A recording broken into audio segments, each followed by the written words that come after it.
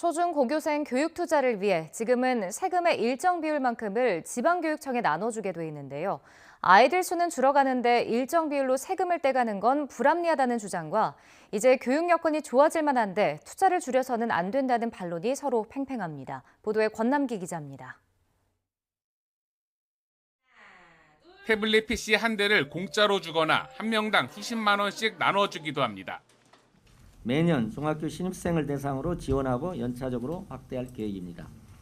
지난해 전국 시도교육청들이 벌인 이른바 교육 지원 사업들로 하나같이 학생들에게 현물이나 현금을 나눠줬습니다. 앞으로 매달 용돈을 주는 교육청이 나와도 이상하지 않을 정도입니다. 정부는 초중고교생 교육비에 쓰라며 거둔 세금을 각 시도교육청에 나눠주는데 이 돈을 학생 수가 아닌 세금의 일정 비율로 못 박아놓은 게 문제란 지적이 나옵니다. 지난 20년 동안 학생 3분의 1이 줄어도 지방교육재정교부금은 5배 가까이 늘었고 이 추세는 앞으로도 계속될 전망입니다. 2060년에 1인당 학령인구 1인당 평균 교부 금액이 2020년에 5.5배 가까이 급증할 것으로 전망되고요. 소득과 물가 상승 범위를 초과하는 수준으로 크게 늘어나게 됩니다. 이런 전망 등을 바탕으로 기재부가 올해 제도를 손보기로 하자 교육부는 곧바로 반발했습니다.